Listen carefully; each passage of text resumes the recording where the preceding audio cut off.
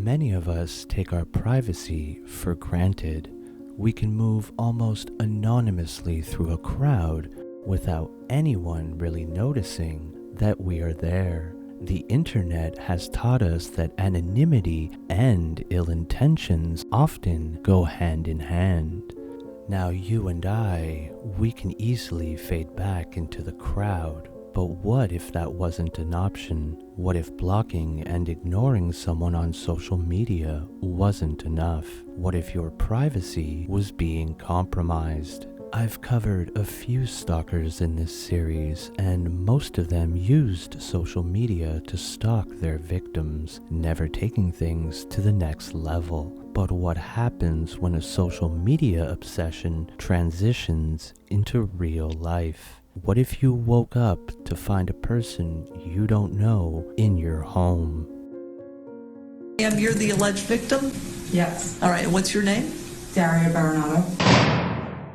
The Sonya Deville Stalker.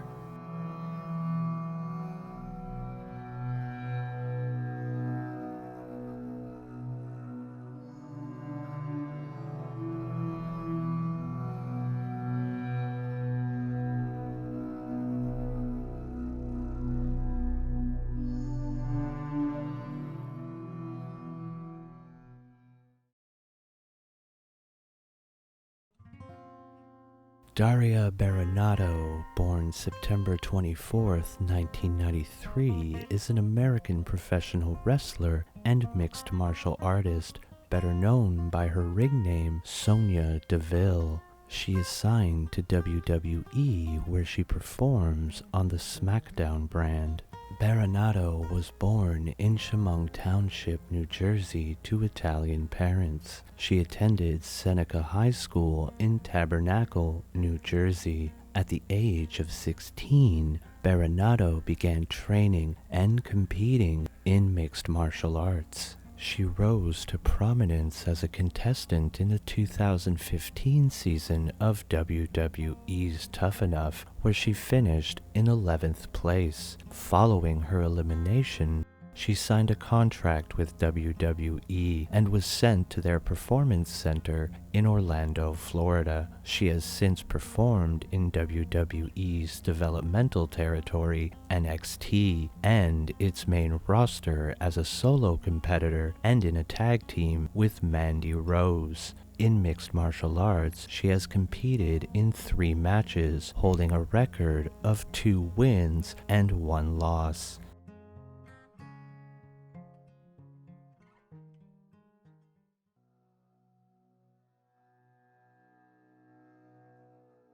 Philip A. Thomas II is a 24-year-old from South Carolina who, until recently, no one paid much attention to. When scrolling through his social media, it's quickly apparent that Thomas has an obsession with WWE superstar Sonya Deville. Thomas's Twitter activity comprised mostly of him replying or retweeting posts from Sonya Deville's account. In fact, if someone didn't know better, they might think they were looking at Deville's personal account and not the account of an obsessive fan. His interactions on social media were rather limited, choosing to respond mainly to Deville herself. As you would imagine, Thomas spent a lot of time on Twitter getting into arguments with other wrestling fans who might not have shared his opinion. Pay close attention to these interactions and how the participants all seem to take the world of professional wrestling very seriously, almost like they think it's real life and not a television show. We begin with a post from WWE superstar Mandy Rose, who posted the following tweet to further her storyline from an episode of SmackDown with Sonya Deville, a common practice in today's wrestling landscape. Thomas replied, "Yeah, right, Mandy." Another user named Ash responded to Thomas, "We all know Mandy is better than her." Thomas replied, "It truly shows how smart you are. Sonya has an MMA background. She could end Mandy's career if she chose to. Mandy is just not gonna beat Sonya Deville, period. Ash, that's what you think. Remember, the only way Sonya could win is with Mandy distracting people. Now that Mandy is not by her side, she will lose. And remember, they used to be friends. Mandy knows all her weaknesses. Thomas, you're an idiot if you think Mandy can beat Sonya Deville. When it comes to natural talent, Sonya is better hands down. If you disagree, tell Sonya Deville. Here is a one-sided conversation in which Thomas tries to get Deville's attention on Twitter in September of 2019. In it, you'll see how deep Thomas's obsession with Deville was. Thomas begins. Hi Daria, my name is Philip.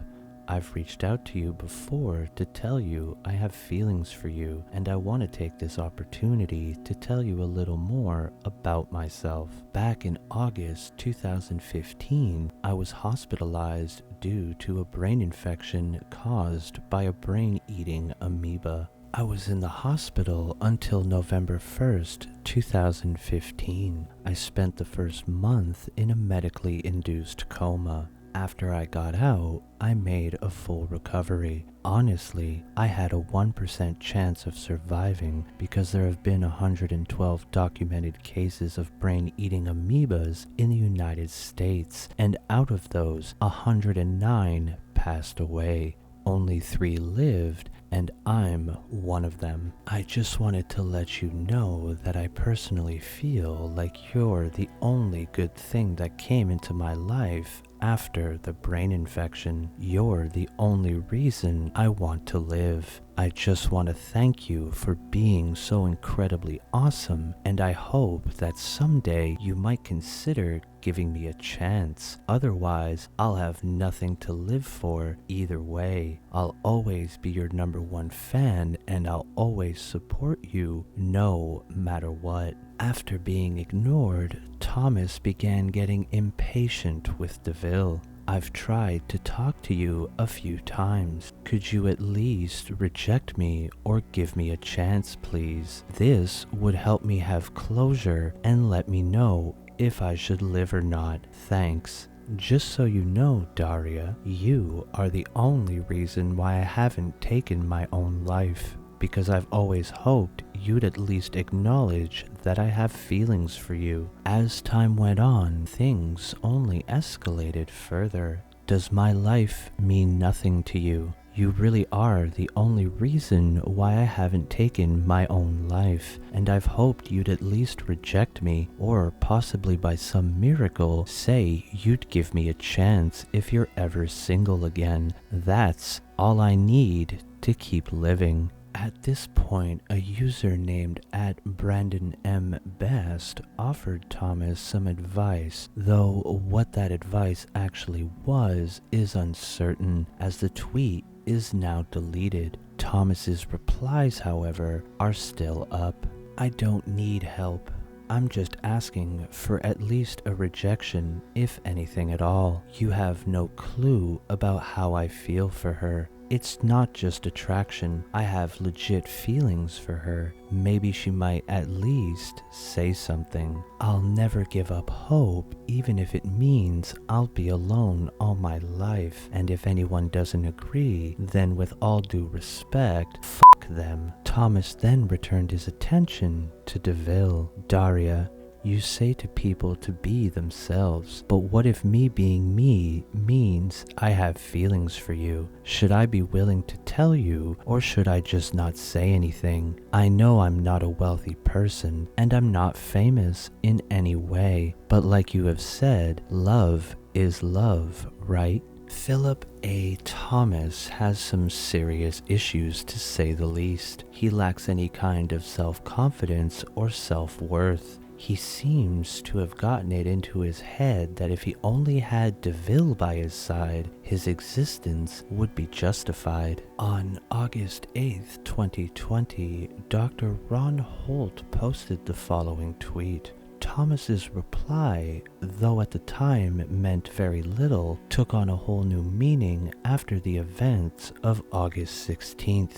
A mere 8 days later. I'm asking for your advice because I need a second opinion on something that could determine what happens next in my life.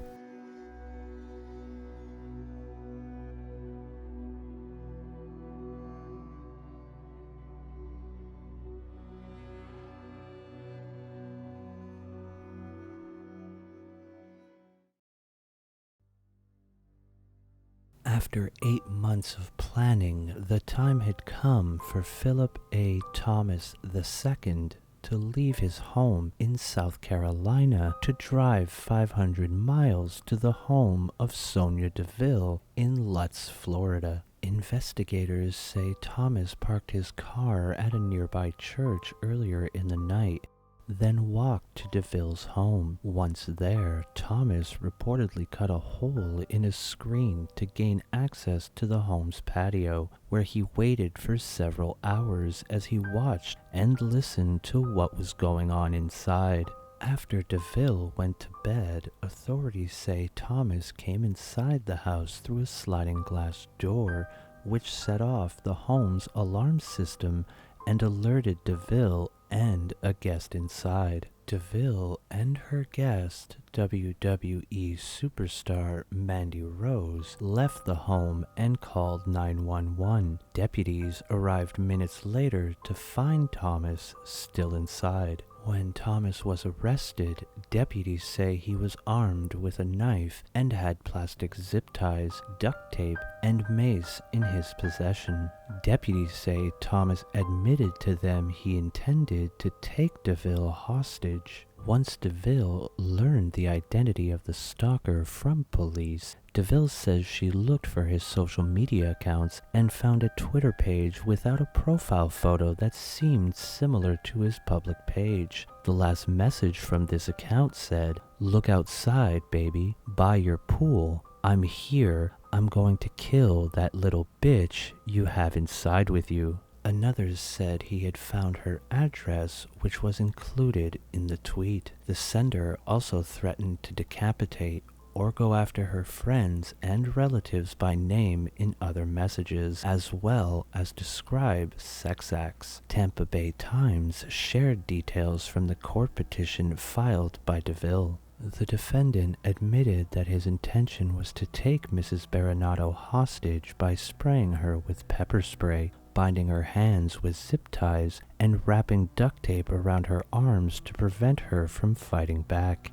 He stated that he intended to keep Mrs. Baronato hostage, preventing her from attending a planned event scheduled for the following week, and that he was not going to leave her residence without her answering all of his questions. Baronato's handwritten request was granted. Philip A. Thomas II remains behind bars on felony charges of armed kidnapping, aggravated stalking, armed burglary of a dwelling, as well as criminal mischief. A hearing on the prosecution's motion to prevent Thomas's release on bail was scheduled for Thursday, August 20th, 2020.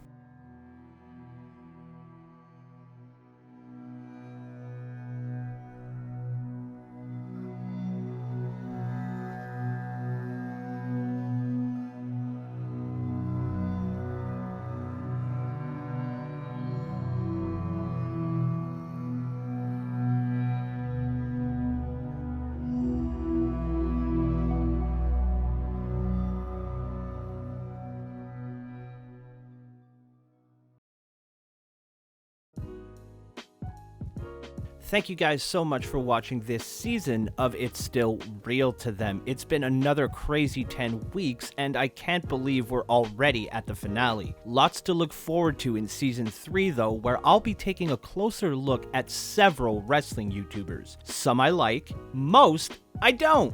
I'm sure there'll be a lot more fun IWC Twitter drama to cover as well, and of course, more stalkers.